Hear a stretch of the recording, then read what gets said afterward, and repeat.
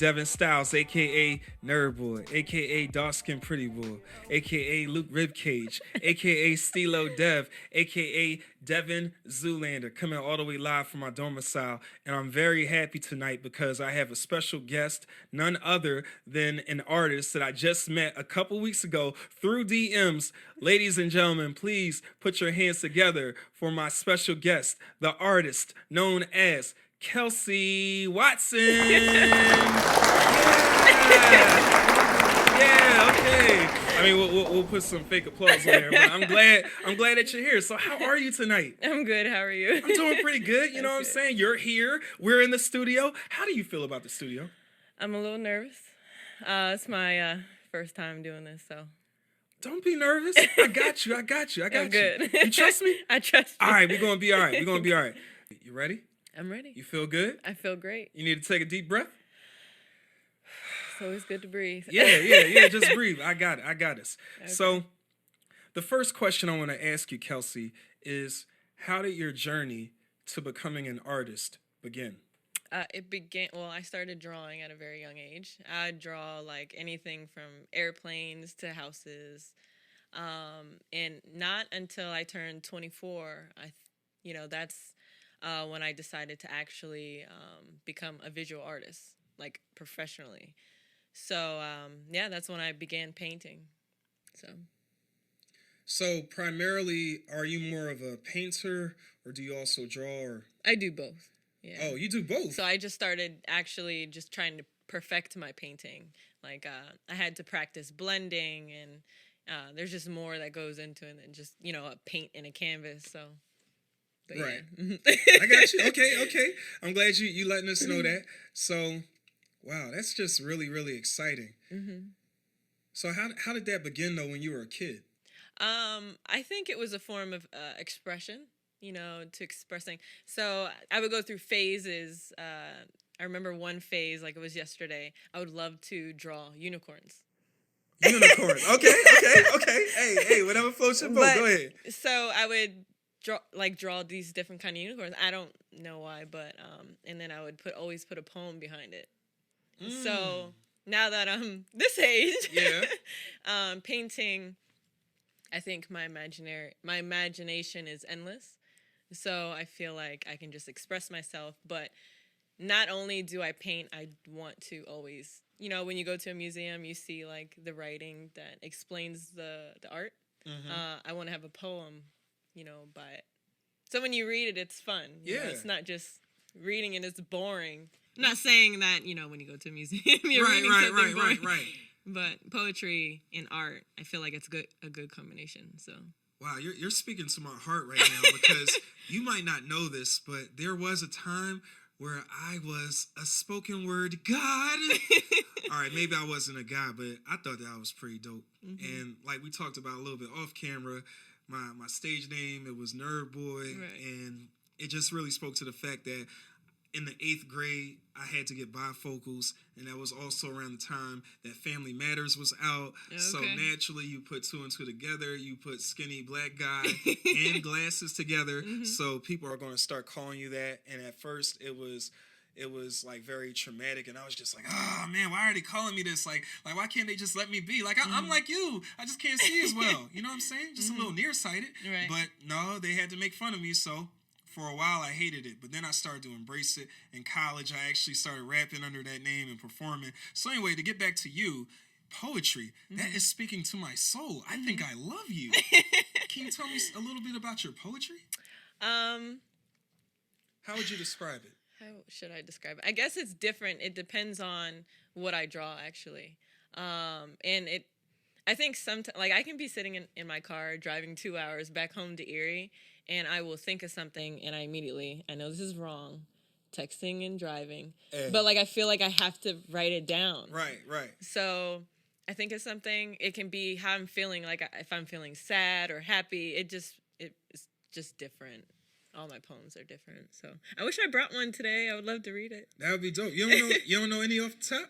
Actually, I have some on my phone, but I don't want to go grab it. No, go ahead. Go grab It's cool. It's cool. I'm not a rapper or a singer or anything. It's all good. It's all good. Like a terrible voice. So since you did that, I feel like you should read. Oh, I mean, okay. Let me see. I got one that I was actually going to save. I'm probably going to redo it. I have one that's called Fear. Oh, I don't know it off the top, but let me see if I can find that real quick. Wow, we got like an open mic happening right now. Wait, let me sit up a little bit because you got the taller chair, so I gotta let them know. You know, I ain't no shorty. You know what I'm saying? Like, so if me and you were taking pictures together, I don't want them to think, wow, she's really dwarfing him. Like, is he even a man or is he a pygmy? Like, I don't want people saying that about me because I got a reputation to protect, my sister. Okay. I was about to ask you a real awkward question. You can ask it. Okay. Are you biracial? Yes. All right. I was just asking. I wasn't trying to start no trouble. No. I see you as black just like me. You know what I'm saying? We both. So what are you mixed with? White and black. All right. I like he did it white and black. I feel you. Hey, that's all good. Okay, fine. I'll just do this one that I know for the most part. Okay. It goes down at the corner.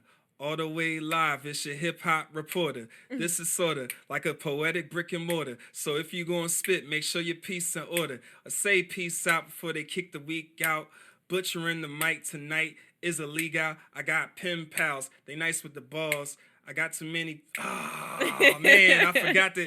You know what? Nah, let me do one. I ain't said that. That was good. One. Yeah. Thank you. I ain't get no snaps, but it's cool though. It's cool, you know. I thought you were making your own beat. Well, yeah. No, I meant after the fact. Like, yeah. You know what I'm saying? All right, let me do one that.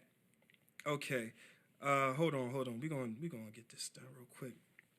Okay, so this is one that isn't finished. Oh, okay. All right, so false starts, pump fakes, mirages. I just want Netflix and massages. Women want the truth, not the naked truth. Damn, is that misogynistic? Might have been, and I probably missed it. Opportunities lost, but maybe that's optimal. And these times gotta be strategic, because you know how the world feels when it comes to black men. We got privilege and misery. But no one really cares if we're scared, but enough. Woe is me. Let me flow this beat. I'm turned up right now. Just lost out on a friend right now. I'm a loner, like the lease I drove. Losing out every day on women by the droves. Maybe it's me. Yeah, man, you ain't right. You ain't got what it takes to take on a wife. Then wanna cry when you lonely at night. Single life forever. I'm tired of introducing myself, proving to women my worth. But I'm just hurting myself. That's a good one. Thank you. It's not finished, and I just like freestyled that last line nice. off the top of my head. But yeah, you know, we do a little bit. But anyway, to get back to the interview, who are some of your biggest artistic influences? So I wouldn't say I have artists that influence me, because I feel like if you're an influence, you know, they have the effect of, you know, modifying your development in some way. I would say I have more of inspirations. And I have multiple, like even like today, the ones that, you know, are alive today. I would say Justin Waddlington is one. Probably never heard of him before. No. But he's very inspirational to me because it's more than just like his talent, like the way he paints, how detailed he gets, his background, like his life, you know, and to have not like the perfect life, but to just keep going and, you know, do what you've always dreamt of doing. It's just inspiring to keep, you know, for me to keep going. So he's a big inspiration for me. So Justin Waddlington. Waddlington. Yeah. W-A-T or W-A-D. Yeah. Okay. We'll figure it out later, but that's really dope. I'm glad that you drew that distinction between being influenced by other artists as opposed to being inspired by them, because the tough part about being influenced by someone is that you could begin to take on some of their characteristics and the way that they approach art. Yes. Whereas if you're inspired, then they're inspiring you to excel in your own individuality. In my own craft. Perfect. Yeah. Right. Exactly. Okay. I got this. We both went to school. Yeah. But anyway, moving right along. What are some of the challenges that you have faced or are currently facing regarding your artwork? Time. Time. Time. Got you. So I told you before, so I've been in the military for 7 years now. Mm-hmm. I'm a mother, Mm-hmm. and I'm full-time in school still. Right. I have a year left, but all of that hinders my time to actually sit and think of, like, and just painting takes, a while, it doesn't take a week. It might not take a month. So, yeah, that time, what I do in my life right now to make a living just hinders that. But hopefully soon I can make this a full-time thing. I have everything, like, planned out, so I'm just waiting patiently. Well, that's great. I'm glad you got a plan. What are you majoring in school right now? Criminal justice. Criminal justice. Okay, I see. Yeah. So we got military, we got visual art, and we got criminal justice. Why? So before, I decided to go full-time with painting soon, I did want to go to school to become a lawyer. Okay, all right, that's cool. I love helping people, so, but I also feel like, just art just makes me, I'm not saying that, I wouldn't love to help people, but art, I would love to do something that doesn't feel like work. I mean, I don't want that to sound bad, but like just painting just takes me somewhere that I just would love to be every day of my life. So, and I want to show my son, do something that you love to do, whether it is being a lawyer or an artist or whatever. But I feel like just me expressing my creativity is just, what I want to do. So. Wow. So I would say I'm going to finish out college. Yeah. And it'll just be my plan B. Okay. if everything doesn't work out. That's cool. Mm-hmm. I think the great thing about being an artist is that if you're willing to do it for free, and like you have been already, right, and you wake up with a new passion about what you want to create next, right, then I think that's going to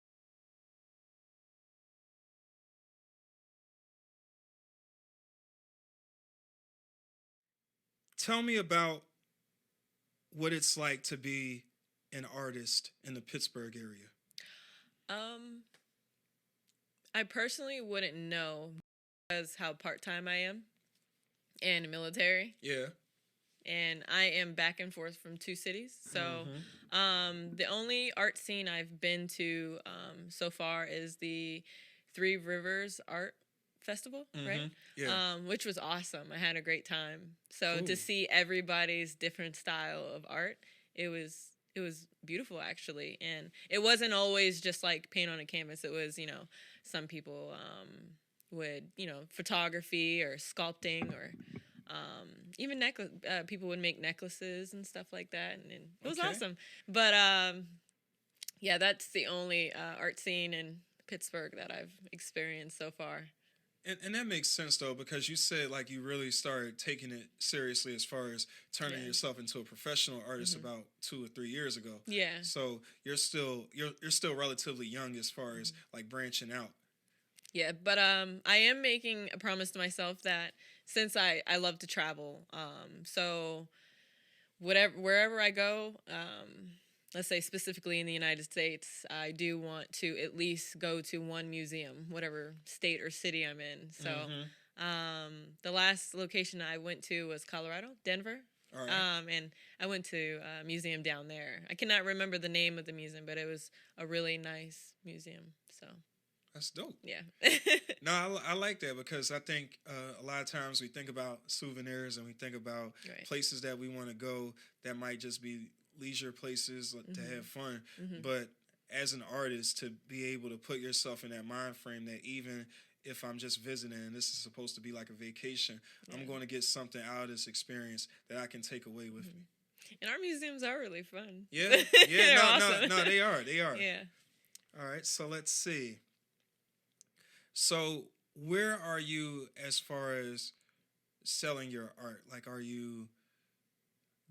do you already have clients well, I shouldn't say clients, but consumers? I don't know, whatever. I would say clients. Clients, yeah. Yeah, so I'm actually working on 2 right now. Okay. No, 3. Oh, all right, my bad. Don't sleep on my girl.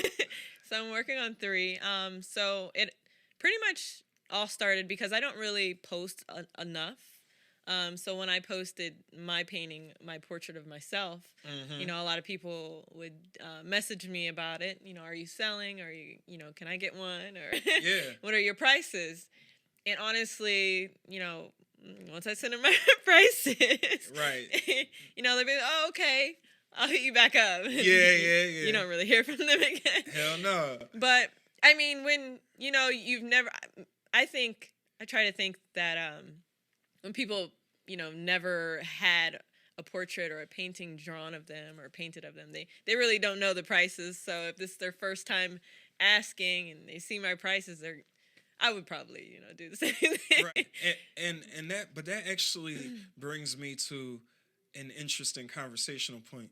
I think about how we've seen art being taken out of our school system, Yeah. and how we learn at a young age that art is a hobby. And as long as you tell kids that art is a hobby and it's not actually a lucrative living that you can earn if you get really, really good and you make a lot of connections, then we're always going to see it as something that is a bit of a sideshow, that's not a necessity, that's not something, it's not like heat and gas, it's not a car. So people, they don't understand that, they don't learn that at a young age. And I feel like when you get into adulthood and you're just kind of looking at, 1, you're black, 2, you're a woman, 3, you do art, then I think a lot of that cynicism and a lot of the almost like passive aggressive disrespect that we have towards artists in general comes out. Yeah. Yeah, that's a good point with the school system and stuff like that. Yeah, because I just think like those stuff. Think about what an elective is. Why isn't that core? I'm not saying. So here's what I'm saying. I'm not saying that if I can't make art, if I can't be a professional painter the way that you are, then why would I even take this? No, but if we say things like art imitates life, and I know that you can be going through something personally, you can interpret that and translate it onto a canvas, and then you can use it, whether you want to sell it to somebody or whether you want to donate it somewhere, and people can see, wow, she really must have been going through something right there. Oh, here's a poem right here that she wrote to go along with this that gives even more insight into what she's feeling. And if we say that art imitates life, then why are we not treating art with more seriousness? Right. I always, you know what? I tell a lot of people, especially like family members. My brother, he loves poetry too. He raps, and he loves it. And I always try to tell him that, even though people will try to knock you down and hinder your craft, I always tell him, like, your life and your experience is literally, even like movies, like even those, what are those movies? Can you edit this out? Oh, yeah. True stories. Yes. True stories. I mean, you look at somebody's life and it's, you ever think about like your life could be a movie? Yeah. Yeah, like you can make millions of making a movie about your life, I think and that's why I kind of come back to, like, first of all, your brother, he should see that what he's doing is an art form, and it's not art because other people you can do it and no one else can. No, it's art because of how intentional you're being, how you're researching things, how you're accessing your emotions. Like, and I think people, they really don't appreciate that. So it's almost like we say, oh, you're going to be a doctor, automatic respect. You're going to be an accountant, automatic respect. You're going to be a lawyer, automatic respect, because that's something that we can clearly wrap our heads around, because that's what we've been taught. We've been conditioned to feel like these are real jobs. And what you're doing is some kind of side thing. And my thing is, like, you might be someone who is super rich and famous, you might be somebody that's not. You might be someone that has Western PA, maybe New York and Boston or Philly. Maybe those are your areas. Maybe your reach doesn't extend past those areas. But one thing I learned from this book I read, and it's over there, the orange book right there, The Subtle Art of Not Giving a Fuck. And it kind of talks about how really success is based on where our values are. When we first started talking about the opportunity to do this interview, you mentioned to me that you're really into surrealism. Oh, yeah. So for our audience out there, can you please provide a definition of what surrealism is and why you love it so much? Yes. So surrealism is the release of the creative potential of the unconscious mind. The release Of of the the creative potential of the unconscious mind. I like how we said that together. Yes. See, I'm telling you, well, I'll tell you the other stuff I'm thinking off camera because I want to keep it 100% professional. But I'll break it down a little bit. I appreciate that. Go so ahead. it's comparable to, like, it's a dream. I would say it's more like a dreamlike feel. It's bizarre. Surrealism can be, it's just endless imagination. And I feel like that's just what I have. I mean, a lot of people, but I use that to my advantage. And I feel like a lot of artists try to put a message in their piece. And I want to make sure, I combine the surrealism and a message when I create. This piece is not surrealism. Okay. This was, like you said, I was going through a certain time in my life, and also this is, I was testing waters, and I came out with that, and it came out great. So, but my next pieces will for sure be an expression of my endless imagination. That's dope. Yeah. So, because I'm thinking about the opportunity for you when you really connect your poetry with your visual artwork and how you can, like, you're so talented that you can design the cover and it'll be really, really cool. And if I ever record some music or something again, it's like art cover. Who I'm gonna talk to my homie. I'm right actually here. doing. Oh, of course. An art. Of course. It's gonna be dope. Stay tuned. Okay, yeah. I'm gonna be looking forward to it, and whenever you get it done, I want you to bring it in, and we can have another conversation about what your creative process was with that. Okay. So, what is your creative process like? My creative process, I would say, I have so many ideas that I just write down, and for all of those, I will literally I love looking at Pinterest. And again, I don't like to have like influences on my own creativity, but they just give me like, oh, think of this, and oh, this is a good idea. And I don't know, I'll just sit here if I look at a picture, or I can just, like, even this process, just be in a certain mood or something like that. There's really no, similar process every time. It's always different. But like I said, if I think of something, I'll immediately write it down. Well, that's definitely a good way to do it, because if you don't capture that inspiration right You'll away, forget it. right, and you'll never be able to do it like you would have. Yeah. And that's why it's important to take notes. Like, I'll be honest, I think I was listening to the Joe Budden podcast one time, and don't worry, I'm only saying it one time right now. We talked about this already, but I'm gonna say it one time, and then I ain't gonna bring it up no more. But I was listening to it, and he was talking about a time when he was dating this one woman, and everything was going good, and then before he knew it, she had dumped him to go with an NBA player. So, like, I remember I didn't really get too far with it, but I started writing this thing like, she fell in love with a hooper. Used to be mine, now she hang with Mr. Cooper. She fell in love with a hooper. I thought I was smart, but it looked like she needed a tutor. I don't know, but I'm saying, like, she fell in love with a hooper, I'm saying all that to say, like, that's you had to write it down. Yeah, you got it.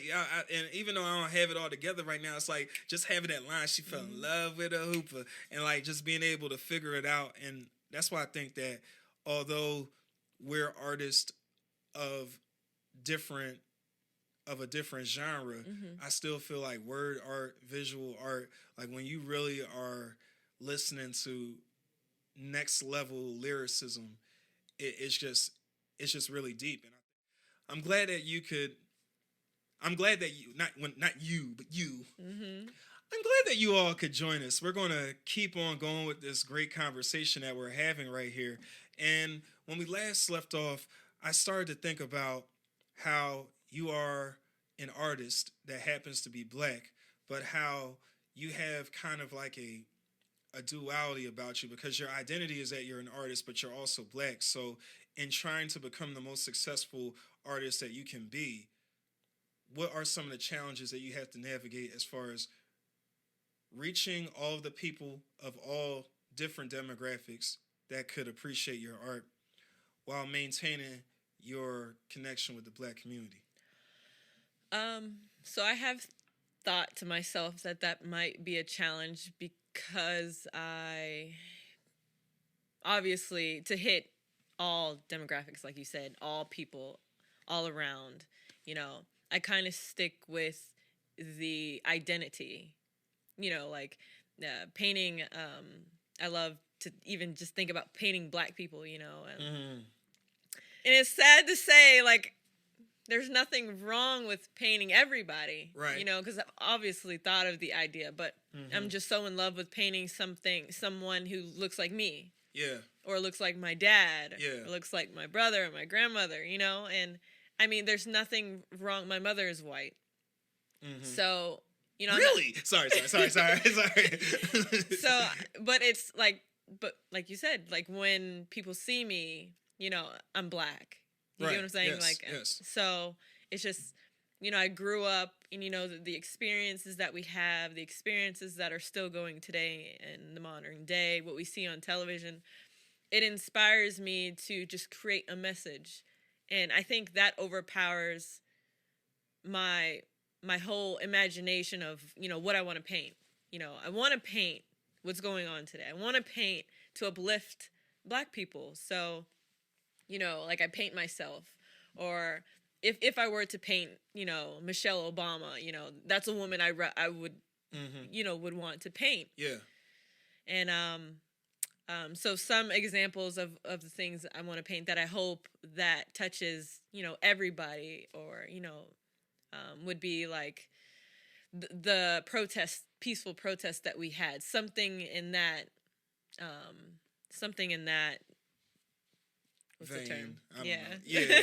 I mean, vein. Something in that manner. Right. Yes. Oh, okay. I see manner. Because it really, it hurts me, but it touches me in a way that, it would feel good for me to express that, to put it on a canvas.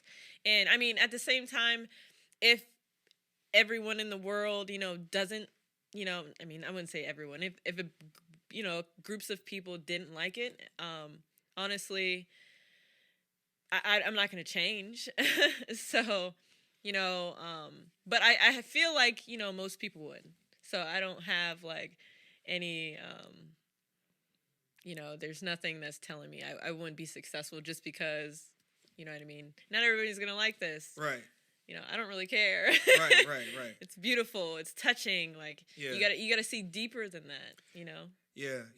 That reminds me, did you ever watch Good Times? Yes. Okay. Just make so like JJ, that was his shit. Like he, what I'm saying, he was the artist of the. Because also another thing is that if you go back, there's a Marvin Gaye album that has like a similar type of theme to it. So like to me, it's so beautiful. Mm-hmm. Like when you see that, it's just like, and it's not about creating art to segregate or to divide. Mm-mm. But it's about highlighting your own experience and also the imagination that you have. Because I was watching, have you ever seen Lovecraft Country? No, I want to. All right, well, I won't get into all the details about it, but when I watched that is a shining example of the black imagination going wild. Mm-hmm. Because you see things, you see fantasy, you see Afrofuturism, which I think is a really dope thing. That's why I could see with you and your art, like doing something with Afropunk or a bunch of different people, because you could do that. It's beautiful because, I do feel like we don't see that. I mean, today I feel like we see it more, but it's still not often, and I feel like it's just a beautiful thing. It's kind of like, I didn't see that stuff that we see today, as a kid, as much as other cultures. And what it makes me think of is how people always want to put us into a box. Like we're hood, we're ghetto, we from the suburbs. Stereotyping. Right, stereotyping, because we there's a fear of the unknown. And if you don't know what something is, then you have to put a name on it so that you can make yourself feel more comfortable with it. But it sounds like with you and your art, don't label my shit. I'll tell you what it is after I get done with it, or if I think that your interpretation of it is pretty dope and spot on, then I might rock with it. But my work is open to interpretation. And just because you interpret it a certain way doesn't mean that you're right. But that's the beauty of art, is that we can, like that whole saying about a picture being worth 1,000 words, we can all find different meanings in just one piece. We're here with Kelsey Watson, who has graced us with one of her original pieces. Kelsey, can you tell us a little bit about this piece? Yes. So this piece of mine is called Misunderstood. And I created this piece during a tough time in my life. I was deployed, and it was the first time being away from my son. But it was also a time where I felt like I found myself. And I definitely dug deep into my imagination, and I don't even know what to say. I'm getting flustered. Well, that's really dope. Now, first of all, let me say that I appreciate the baby hairs that are laid down very nicely. I also noticed that her brows are really done. That's really dope right there. Now, what I'm not sure about is, like, is posture? This... Well, what I'm wondering, because the way you look is like either you just stepped out of the shower or you're just waking up and you're looking out of the window. So I'm not really sure which one it is. And I know art is open to the... So it's not so much of what happened that day okay. that explains the painting. Okay. It's just supposed to express, I guess, my emotions. And I understand not everybody's going to, when they see this, find the 1,000 words, to think how I was feeling during this time. But misunderstood, it was more of a mental fluster I was going through. Positive and negative, but I feel like the good outweighed the bad. And she's not crying, but she's sad. Yeah. Her head's up. Yeah. Her head's not down. Head's always high. So I feel like if people pay attention to those little details, maybe they can find the words to understand this piece. Yeah, and I'm also looking at, like, underneath her neck, like her shoulder with the darker spot. That's why I'm wondering, is that like what that silhouette or what is like shine? I don't know. Oh, so the brown is actually just shadows. Oh, right. I knew that. Yup. Okay. I like this. I like it. And you know what I really appreciate? I love the subtle detail that shows that you actually use chapstick. And I can see that this woman right here, not only does she want to be misunderstood, she doesn't want to be misunderstood, but she also doesn't want to look as if she has ashy lips. Exactly. Talk a little bit about that. Exactly. I always leave out the house with my chapstick. You know what that reminds me of? Okay. Even the painting can have ashy lips. Okay.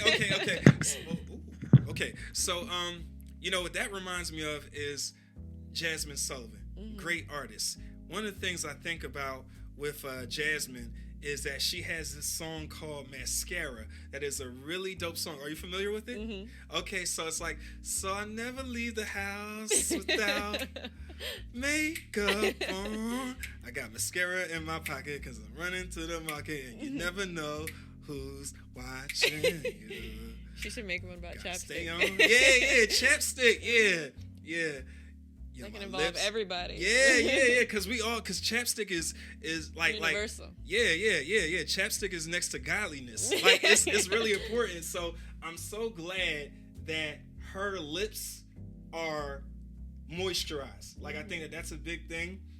I just really, and I think what also is really cool is that with the shading and everything, it shows to me that a woman's body, or our bodies in general, they might, and I'm not saying that you meant for anything to look like discolored or anything, but what it makes me think about is like, because it's not like all, because it's blended and it's not like all like, okay, we're going to make her this shade or something like that. I think it shows the reality that we all are imperfect, that our skin is imperfect, our lives are imperfect, our just a lot of things about us are imperfect. And instead of wanting to get rid of those imperfections and constantly cover them up, we should embrace them. So we all have blemishes, for sure.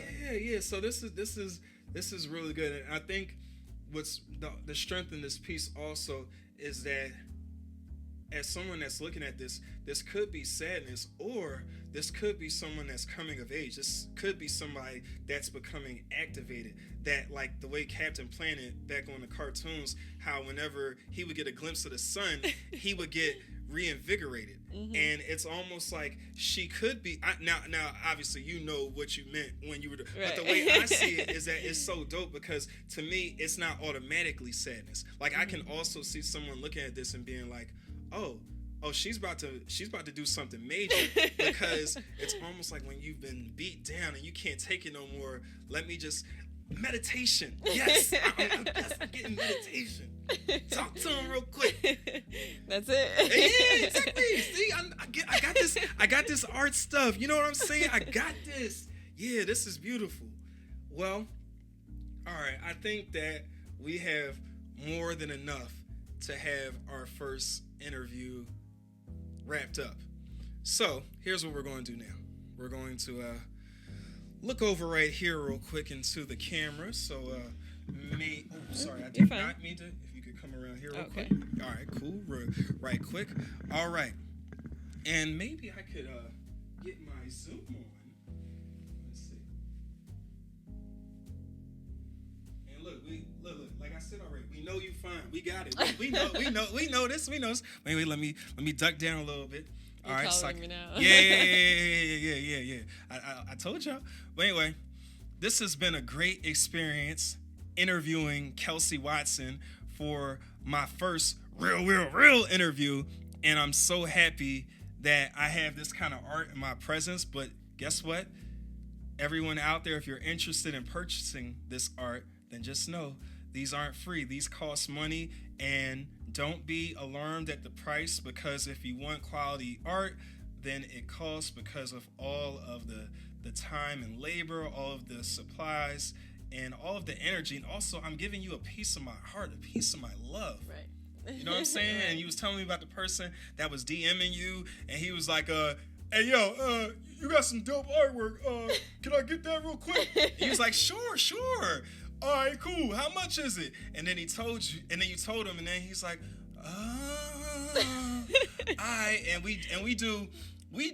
he did what a lot of men do whenever we get rejected.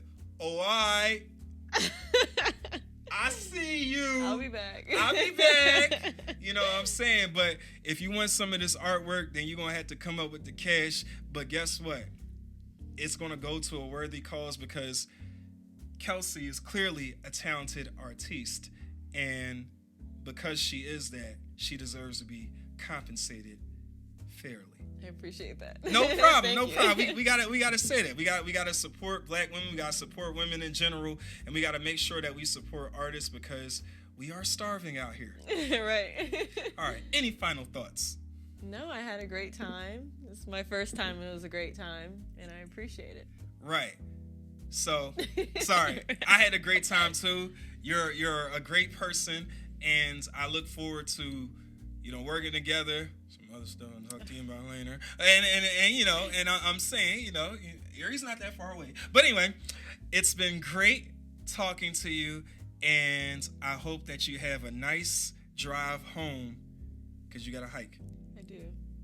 All right, but don't worry. But we good now. So it's your boy, Devin Styles, or Devin Zoolander, here with the first real interview with a live person. Thank you. Yeah, you're welcome. 1, 2, 3. All right. Alright, 1, 2, 3. 1, 2, 3.